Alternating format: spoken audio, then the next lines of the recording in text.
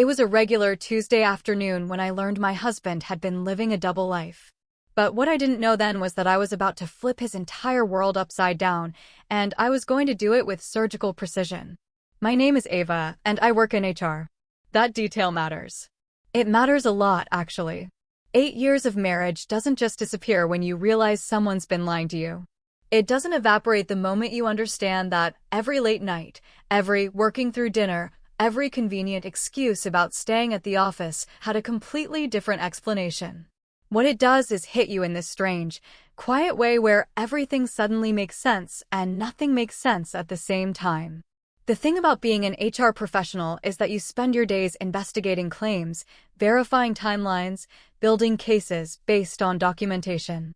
It's almost like a superpower, except when you realize the person you trusted most has been systematically deceiving you. That's when the training kicks in and the heartbreak takes a back seat. I wasn't supposed to be looking at the badge access logs that evening. I was working late from home, ironic, right? Helping my own HR team review security protocols for after-hours building access. We'd been doing a routine audit of our facility's access system, checking that managers weren't abusing late-night entry privileges. Standard corporate stuff. The kind of thing nobody thinks about unless something goes wrong. But something in my brain made a connection. Brandon works at that tech company downtown, about 15 minutes from our house. They use the same parent company for security systems. Through a professional contact I knew in their facilities department, I'd asked a casual question about how their access logs worked. Just curious about best practices, I'd said. Just wondering how they track things. She showed me. And it was so easy. One search. His badge number. Last 3 months. What popped up on that screen made my stomach drop in a way I've never experienced before. Dozens of late-night entries. 8:47 p.m., 9:15 p.m., 10:30 p.m. Times that directly contradicted the stuck in meetings and finishing the quarterly report texts I'd been receiving. Times that painted a very specific pattern. And every single one of those timestamps had a matching entry 30 seconds to 2 minutes later. Nicole's badge. His coworker from the sales department. The woman I'd met at company holiday parties. The woman who'd asked me about stress management at one of those events while Brandon was getting drinks. My hands went cold. Not shaky. Not emotional. Cold. Clinical. The way they get when I'm processing information that requires action. I didn't scream. I didn't cry. I closed the laptop, took a breath, and felt something shift inside me. Something strategic activated. The part of me that builds cases for a living suddenly had the most important investigation of my life. On our anniversary, September 14th, Brandon had told me he had to work late. Meetings until 10 p.m., he'd said. His exact words were, "I'm sorry, I know it's rough, but this Peterson account is killing me." I opened the badge logs again. September 14th, 8:47 p.m. His entry. 8:48 p.m. Nicole's entry. And there it was, a charge on our credit card for Morton's Steakhouse at 9:15 p.m. An upscale downtown place. The kind of restaurant we'd been meaning to go to together. I pulled up our joint phone bill. 37 calls between his personal line and Nicole's. Not text messages. Actual calls. Going back months. I'm talking about early summer. Before the late-night work excuse even started becoming a pattern. The evidence wasn't incomplete. It was systematic. It was documented. It was undeniable. And it was infuriating in a way that I knew I needed to weaponize into something strategic, because getting emotional wasn't going to fix this. Getting emotional wasn't going to protect our daughter. Getting emotional wasn't going to make sure I came out of this with what was mine. I called my best friend Maya that night. She's a teacher, incredibly sharp, and more importantly, she knows when I'm in professional mode versus falling apart. I wasn't falling apart. "I need to ask you something," I said when she answered, "and I need you to listen without interrupting." I walked her through everything. The badge logs. The timestamps. The phone records. The hotel charges. The anniversary dinner he spent with her instead of me. She listened to every detail, and when I finished, there was this long pause. "What are you going to do?" she asked. "That's the thing," I said. "I know exactly what I'm going to do. I just needed to tell someone so I don't make a decision in anger." Ava, she said slowly, whatever you're planning, the answer is yes. The next 2 weeks were like watching myself operate in two different modes simultaneously. By day, I was normal Ava. I made breakfast. I got our daughter ready for school. I went to work, attended meetings, did my job. Nobody knew that Brandon was walking on borrowed time. By night, I became someone else entirely. I became someone who understood that she had access to information most people wouldn't have, and I wasn't going to waste it. I started downloading everything.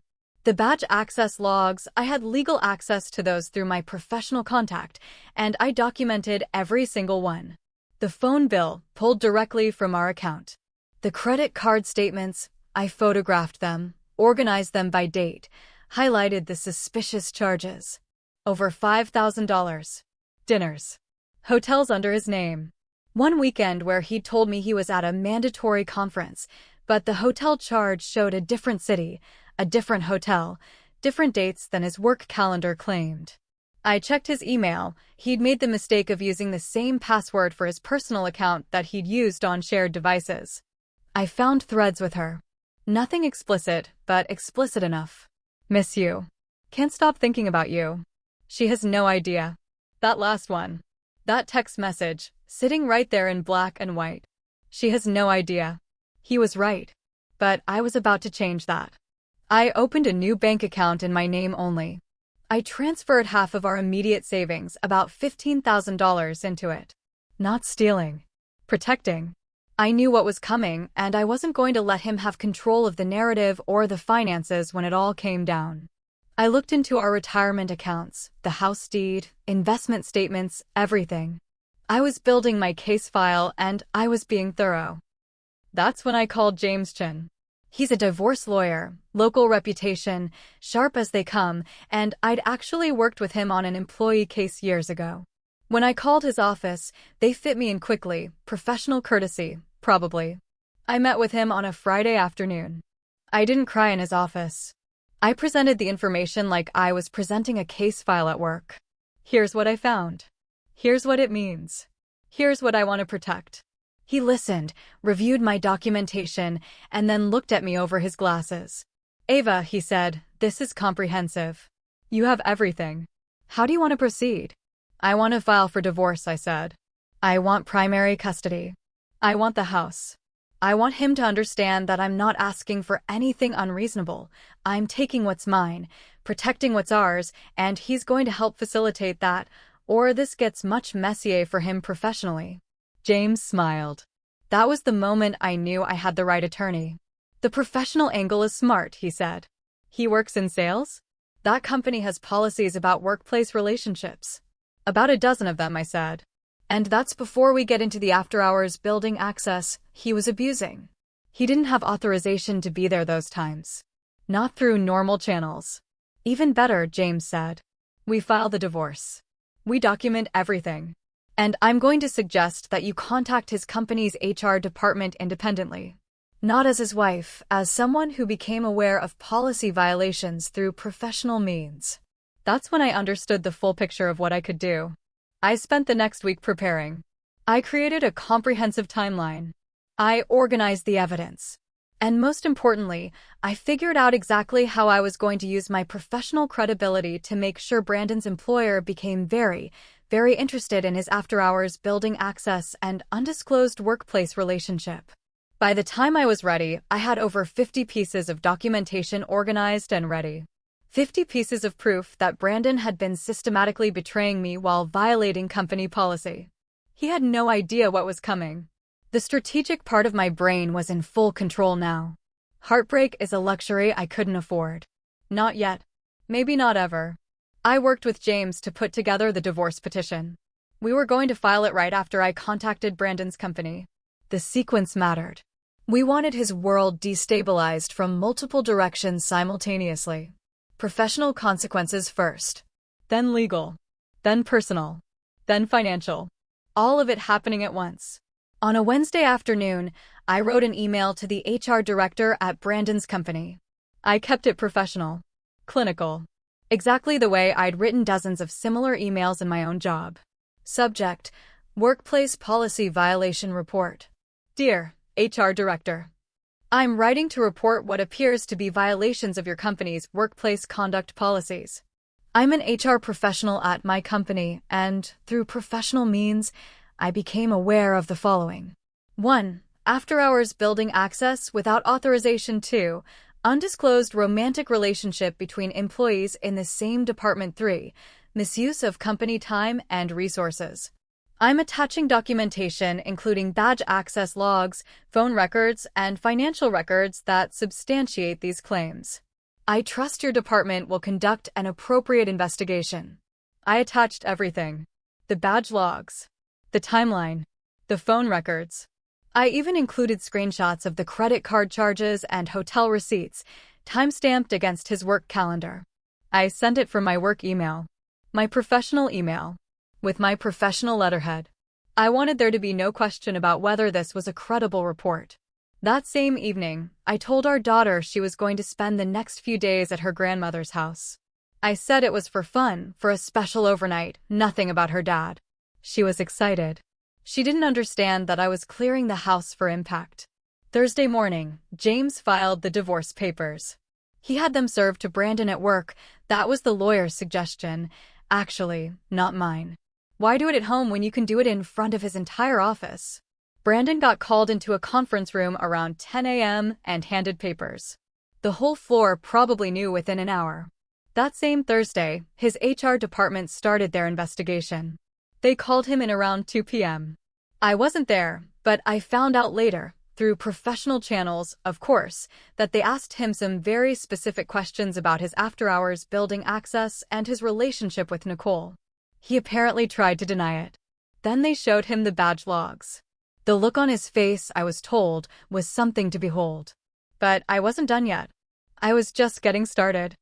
He came home Thursday evening, absolutely destroyed. This was the first time I'd seen him since everything started. He walked in through the front door and immediately knew something was wrong. The energy in the house was different, colder somehow. Our daughter wasn't there. The lights were all on. I was sitting in the living room with a stack of folders on the coffee table. "Where's our daughter?" was his first question. "At her grandmother's," I said. "We need to talk." He saw the folders. His face went white. I mean, white in a way I've never seen a human face go white before. "Ava, I can explain. Can you?" I said, and there was this steel in my voice that didn't come from anger. It came from certainty. "Explain what, exactly? The badge logs? The phone calls? The hotel charges? Or the fact that your company's HR department called you in today because they found out about the same thing I found out about?" He just stared at me. "Here's what I know," I continued, and I opened the first folder. "For the last 3 months, you've been entering that building after hours without proper authorization. Specifically, you've been entering at times that directly correspond with Nicole's entries. 30 seconds to 2 minutes after every single time." I laid out the badge logs. Documented, printed, organized. "September 14th, I said, my voice calm and controlled. "That was our anniversary. You told me you were working late. You were in meetings until 10 p.m. You specifically said that, Brandon." He tried to interrupt. I have your badge entry at 8:47 p.m., I continued. "Nicole's badge entry at 8:48 p.m. And a credit card charge for Morton's Steakhouse at 9:15 p.m. That's not a work meeting. That's not finishing reports. That's you taking her to an upscale restaurant on our anniversary." I opened the second folder. Phone records. 37 calls, I said. Going back to June. Not texts. Actual calls. Dozens of them happening during your work late nights.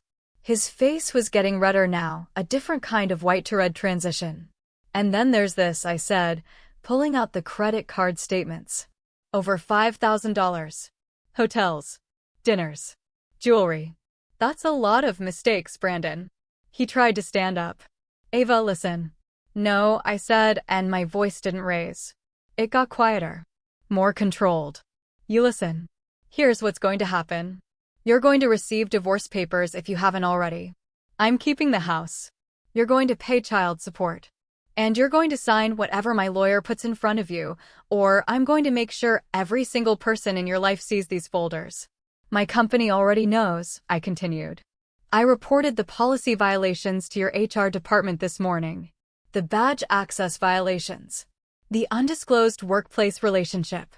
The building access without authorization. They're investigating you as we speak. His face just crumbled. The realization that this wasn't just about his marriage, it was about his career, his reputation, everything, all at once. It was written all over his face. "What did you do?" he whispered. "I did exactly what you did," I said. "I made strategic choices based on information. The difference is, I made them intelligently." He tried to apologize. He tried to explain that it only happened a few times and that he didn't mean for it to go this far. He tried to cry. None of it landed because I wasn't the audience anymore. The audience was the law. The audience was his employer. The audience was his family, who would find out soon enough. "I want you out of this house by Friday," I said. "You can stay at a hotel, at a friend's place, at her place if she'll have you. I don't care. But you're leaving and you're not coming back except for scheduled custody exchanges with our daughter." He actually tried to grab my arm as I walked past him toward the kitchen. Not aggressively, just desperately, like if he could just hold on to me, he could make this not real. I looked at his hand on my arm, then looked at him. "Don't," I said simply. And he let go. I left him there with the folders and drove to Maya's house for the night. What happened next was inevitable, really. It was just a matter of watching the dominoes fall. Brandon tried to apologize.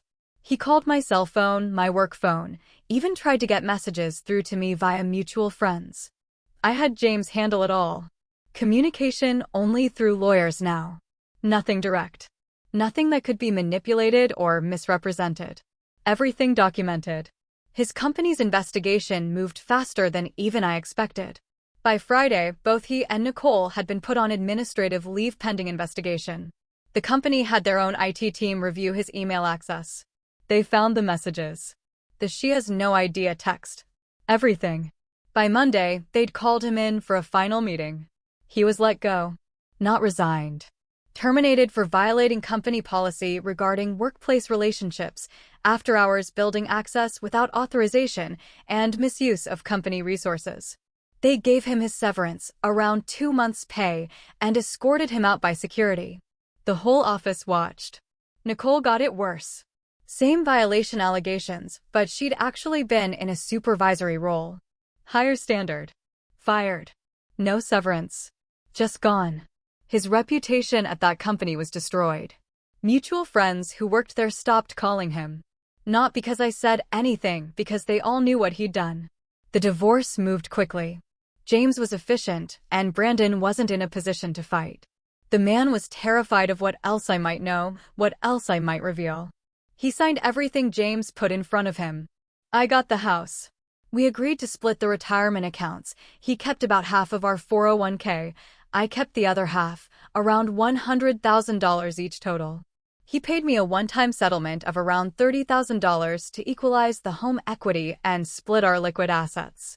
And child support, $1,200 a month. I kept our savings account. I'd already protected the $15,000, so that was never even part of the negotiation.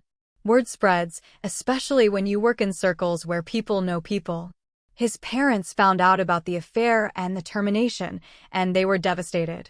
His dad actually called me to apologize on his behalf. His mom stopped returning his calls for a while. Our mutual friends split, as they do in these situations. Some stayed friendly with me. Some stayed with him. Some just disappeared from both our lives because the whole thing was too awkward. But I didn't lose anyone important. The people who mattered stuck around. I was at work one afternoon, got that promotion I was up for, by the way, when my phone buzzed. It was a mutual friend telling me she'd seen Brandon at a bar. He was living in a small apartment on the other side of town, working a job that paid about half what he used to make. No benefits yet. No health insurance. He was apparently trying to get back together with Nicole, but she'd blocked his number. She'd moved to a different city. New job. New start. She wasn't interested in revisiting what she and Brandon had done. I didn't feel vindictive about it. I didn't feel sad. I mostly just felt freed. My life now looks like this. I'm living in the house I love, the one Brandon and I bought together. I redecorated it completely. Removed all the things he picked out. repainted the walls, made it mine. My salary went up, and I've rebuilt my savings to around $45,000. My daughter is thriving, custody arrangement is working well, even though he doesn't always pay child support on time and James has to send reminders. I'm dating someone new. Not looking to marry anyone. Just taking things slow with a teacher I met through Maya. Someone who communicates honestly, shows up when he says he will, and treats my daughter with kindness when we're around him. I sleep better than I have in years. I wake up without that knot in my stomach. I don't check anyone's phone. I don't worry about anything because I'm not second-guessing my reality anymore. Here's what I know now. I don't regret a single thing I did. Not the investigation. Not the documentation. Not contacting his company. Not filing for divorce strategically. Not any of it. Some people might call what I did petty. I call it thorough. Some people might say I was vindictive. I call it protective. Some people might judge me for using my professional expertise to protect myself and my daughter. Those people have probably never had to find out their entire marriage was a lie through badge access logs and credit card statements. The thing nobody tells you about catching someone cheating is this: the betrayal isn't just about the affair. It's about every conversation where they looked you in the eye and lied. Every "I love you" that was conditional. Every moment you wasted on someone who didn't deserve your trust. So I got strategic. I got smart. I got professional. And I walked away with what was mine, my dignity, my daughter, my house, my future. And I didn't feel guilty about any of it. Do I think about him sometimes? Sure. Usually when I'm sitting on my porch with a glass of wine, absolutely thriving, and I think about how he's somewhere struggling to figure out how his entire world fell apart so fast. That thought brings me genuine peace. Trust your gut. Get proof. Protect yourself. And if someone gives you the tools to dismantle a betrayal, don't apologize for using them. I didn't just survive this. I came out ahead. And that I would do again in a heartbeat.